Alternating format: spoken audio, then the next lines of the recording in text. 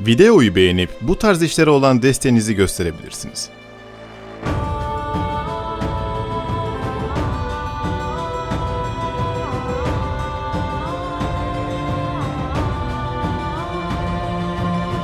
Avrupa Hun Devleti.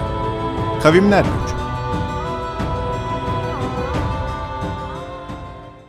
Hunlar, Orta Asya'nın uçsuz bucaksız bozkırlarında güçlenip büyük bir devlet kurmayı başarmışlardı. Kurulan bu devlet, zirveyi destanlaşan lideri Metehan'la beraber gördü.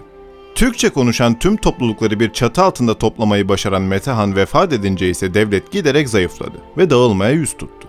Çöküş sürecinin hızlanmasıyla Aral Gölü'nden Mançurya'ya kadar uzanan Kağanlık, Doğu ve Batı olmak üzere ikiye ayrıldı. Batı Hun Devleti Şanyüsü Çiğçi'nin M.Ö. 36'da Çinlilere karşı hayatıyla beraber kaybettiği istiklal mücadelesinden sonra Kırgız ve Kazak bozkırlarında toplanan Hun kütleleri burada başlarında boy beyleri olduğu halde dağınık bir şekilde yaşamaya başladılar.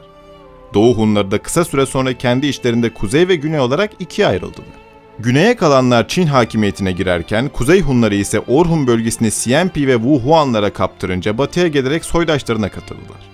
Uzun yıllar boyunca Aral Gölü çevresinde ikamet eden Hun kütleleri, kuzeyden ve güneyden gelen farklı kültürlerle kaynaşıp yeni bir toplumun temellerini oluşturdular.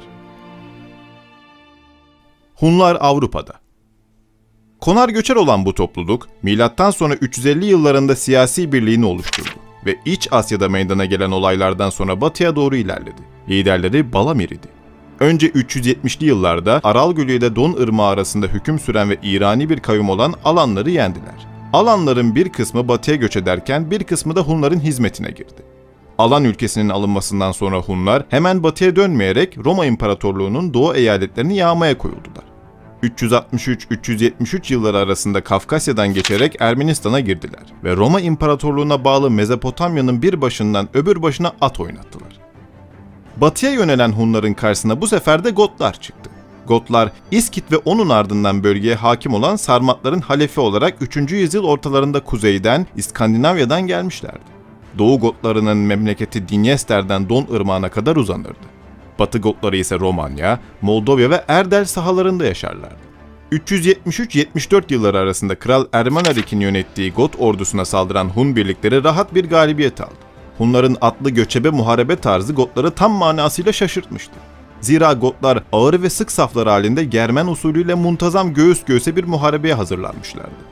Uzaktan oklarıyla ve ani hücumlarıyla saflarını bozmak isteyen ve hiçbir suretle karşı karşıya bir muharebe safına yanaşmayan Hunları gördükleri zaman şaşkınlıkları çok büyük olmuştu. Ordusunun dağıldığını gören Ermenarik de ümitsizliğe düşerek hayatına bizzat kendisi son vermiştir. Balamir, başta Ostrogotlara muhtariyet verip kendi krallarını seçmelerine izin verse de özellikle yediremeyen Gotların isyan etmesiyle onları tekrar savaşarak kendisine bağladı. Gotların bir kısmı Batı Gotlarının arazisine sığındı ise de halkın asıl büyük kitlesi yine yerinde kaldı ve artık karşı koymadan Hunlara tabi oldular. Batı Gotları, Hunların yaklaşmasını haber alınca aralarındaki çekişmeleri unutarak Atanarik'in kumandası altında Dinyester sahilinde bekliyorlardı. Gotlar yine ellerinde mızrak ve kılıçlarıyla yaya bir şekilde nizam almıştı. Hunlar rakiplerini acımaksızın uzun mesafeli ok atışlarıyla ezdi geçti. Tarihler tahmini 375 yılını gösteriyordu. Tepelenen ve moralleri bozulan Vizigot kıtaları Tuna'ya doğru ilerlediler ve Doğu Roma İmparatorluğu'na haber göndererek imparatorluk arazisine yerleşmek istediler. Yanlarında Hunlardan kaçan bazı Alan ve Ostrogot boyları da vardı. Bu sırada Doğu Roma İmparatoru Valens'ti. Romalılar kuzeyden gelen kavimlere barbar diyor ve onlardan korkuyordu. Bu yüzden Roma Senatosu Gotları istemiyordu. İmparator Valens ise tüm tartışmalara rağmen Gotları topraklarına almaya karar verdi. Çünkü Roma vatandaşları artık askerlik yapmaz olmuştu ve lejyonlar yetersiz kalıyordu. İmparatorun amacı Kuzeylileri ordusunda istihdam etmekti. Hunların Asya'nın işlerinden gelip önlerine kattığı kavimleri sürüklemesi ve bu kavimlerin de domino taşları misali birbirlerine göçe mecbur etmesiyle kavimler göçü dediğimiz olay vuku buldu. Oradan oraya göç eden ve yağmalar yapan Germen toplulukları gittikleri yerlerdeki halkla kaynaşarak bugünkü Avrupa'nın etnik temelinin oluşumunu sağladı. Bu kısa bilgilendirmeden sonra konumuza dönecek olursak Vizigotlar, imparatorun izniyle 376 yılında Tuna Nehri'ni Roma donanması yardımıyla geçti. İmparatorun tembihlerine rağmen komutanların mültecilere kötü davranması ve onları açlığa sürüklemesi sonucunda daha ülkeye yeni giren Gotlar 377 yılında isyan etti. İran cephesinden gelmekte olan Roma orduları, Gotları Balkan Dağları ve Tuna Irmağı arasında sıkıştırmaya çalışırken Gotlar, cüretkar bir dönüş yaparak kavmini bozan Hunlarla ittifak etti. İttifakı kabul eden Hunların sayısı azdı. Çünkü asıl Hun kütleleri ve Büyük Kağan'ın otağı Dağ Hazar Denizi tarafındaydı. Hunlar büyük gruplarla merkezlerinden çıkıp yağma ve fetihleri yaparlar, ardından merkezlerine geri dönerlerdi.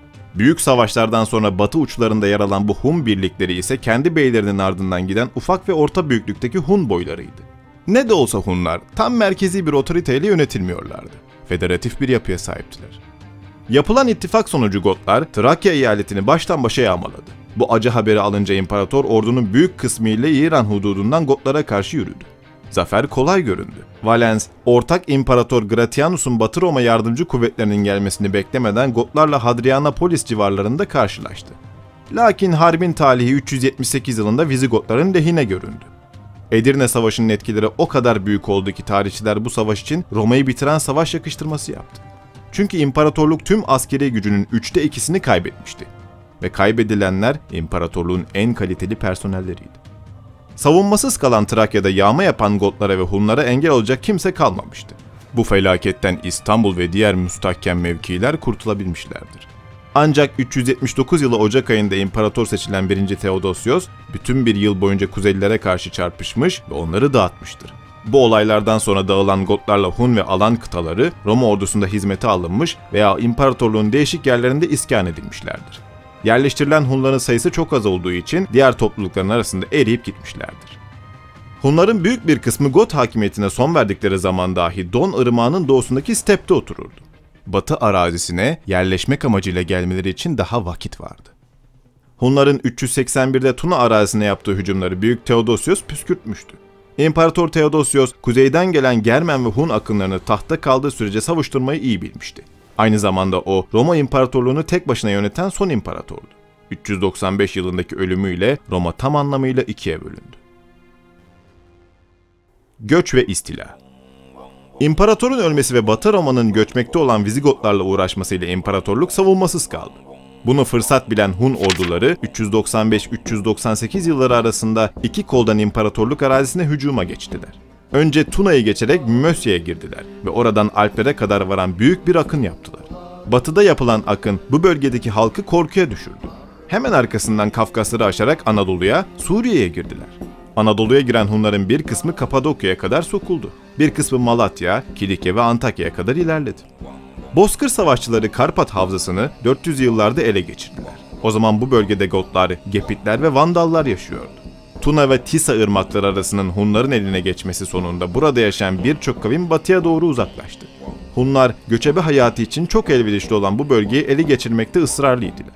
Diğer taraftan, stratejik bakımdan bu bölge çok önemliydi. Hun İmparatorluğu'nun ağırlık noktasının batıya kayması ancak böyle gerçekleşti.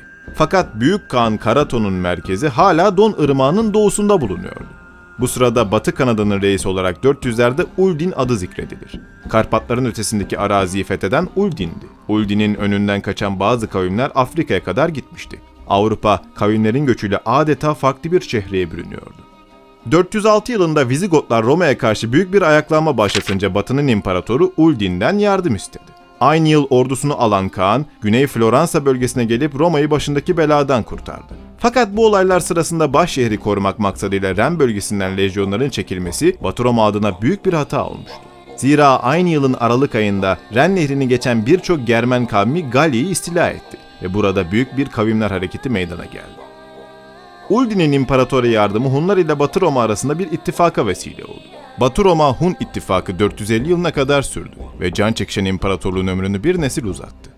Çünkü Hunlar Batı Roma'ya saldıran Germen kavimlerini frenleyerek müttefiki Roma'nın çıkarlarını koruyordu. Roma'nın batısıyla dost olan Uldin, doğusuyla düşman olmayı seçti. 408 yılında Trakya'ya akınlar yapıp büyük bir alanı yağmaladı. Yağma, göçer toplumlar için vazgeçilmez bir gelir kaynağıydı. Kendine fazla güvenen Hunlar 409 yılında Doğu Roma tarafından Tuna'nın ötesine atıldı. 412 yılında iki devlet arasında sulh yapıldı. Hunlar Trakya'da akınlar yaparken Vizigotlar da İtalya Yarımadası'nı talan etti. Hunlar savaşta olduğu için Vizigotlara karşı dostu Batı Roma'yı savunamamıştı. Kuzey yolunu da açan Hunlar sadece Roma serhatlerinde faaliyet göstermiyordu.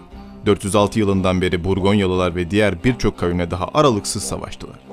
420 yılında Sasanilerin üzerine sefere çıktılar ama başarı elde edemediler. Doğu Roma ile ise yer yer dalaşmaya devam ettiler. Kısa bir sükunetten sonra 420'li yıllarda Rua'nın Hun tahtına geçtiğini biliyoruz. Rua, devleti kardeşleri Muncuk ve Oktar ile yönetiyordu. Aralarındaki paylaşımı ise maalesef bilemiyoruz. Hunlar kendi tarihlerini yazmadıkları için birçok nokta eksik kalmaktadır. Bizler Hunlar hakkındaki tüm bilgileri onlarla savaşan kavimlerin yazılı eserlerinden öğreniyoruz. Son zamanlarda arkeolojik çalışmalar bizlere yeni ufuklar açsa da yazılı belgelerin olmayışı her zaman Hunların tarihinde boşluklara yol açıyor. Rua, 423 yılında müttefiki Batı Roma'nın iç işlerine karışmak için hamle yaptı. Bu tarihte başkent Ravenna'da hükümet krizi çıkınca Romalı General Aetius, yakın ilişkileri olan ve güvendiği Rua'yı ordusuyla beraber İtalya'ya çağırdı. Flavius Aetius, Batı Roma'nın son büyük generaliydi. İmparatorun dahi artık Romalı olmadığı bir dönemde tarihçiler ona son gerçek Romalı unvanını vermişti. Hunlarla arası çok iyi olan komutan bu sayede yükselmiş ve gelebileceği en yüksek yerlere gelmişti. Aetius, Hun dostluğundan ustaca faydalandı. Hun yardımcı kuvvetlerini her yıl Galya'ya gönderdi. Ve bu kuvvetler 425-427 yılları arasında gittikçe daha tehlikeli bir hal alan Vizigotları geri püskürttüler ve 428'de bir kısım Frankları Ren Irmağı'nın karşı tarafına sürdüler. Rua'nın kardeşi Oktar, 429-430 yılları arasında Ren Irmağı'nın sağ sahilinde bulunan Burgundlara hücum etti. Fakat kendisi de bu sefer esnasında vefat etti. Oktar'ın ölümü Burgundlar arasında bir ferahlık yarattı. Bu arada Aetius merkeze alındı ve orada ordu başkumandanı ilan edildi. Bir ara başkomutanlıktan alınan general derhal Rua'nın yanına koştu. Rua ardına Hun askerlerini verip onu İtalya'ya yolladı ve makamını geri almasını sağladı. Yine yakın yıllarda 432 yılında tüm kardeşleri ölünce Rua tek başına Hunların büyük kağanı oldu. 434 yılında Doğu Roma'ya sefer yapmayı planlayan Kaan tüm gücünü toplayıp Tuna Nehri'ni geçip Trakya'ya girdi. İmparatorluğu 350 livre altın ödemeye zorladı ve bir sulh imza edildi. Bu para haraçtı. Roma altınlarının Hun sarayına akması işte böyle başladı. 434'te Rua İstanbul'a elçiler göndererek Hunlardan kaçan bir kısım kimseleri istedi. Aksi halde harp olacaktı. Zaman iyi seçilmişti. Zira Doğu Roma'nın kuvvetleri birkaç yıldan beri Afrika'da Vandallarla muharebe halindeydiler. Afrika komutanı Bonifacius ise İtalya'da Aetius ile muharebe halindeydi. Elçinin iadesini istediği insanlar Azak Denizi bölgesinde oturan ve Rua'nın hakimiyetini tanımak istemeyen kabilelerdendiler. Orduların Afrika'da bulunmasını göz önünde tutan Bizans diplomatları elçiyle müzakerelerde bulunmaya karar verdiler. Bu esnada Rua öldü ve bu olay İstanbul'da bir ferahlık sebebiydi. Zira onun harp tehdidi imparatorlukta bir gerilim sebebi olmuştu. Rua'dan sonra yerine kardeşi Muncuk'un oğulları Bleda ve Attila geçecekti. Avrupa'yı çok enteresan günler bekliyordu. Attila ve Hunlarla ilgili devam videolarını izleyebilmek için kanala abone olup bildirimleri açınız. Böylelikle videolardan anında haberdar olabilirsiniz.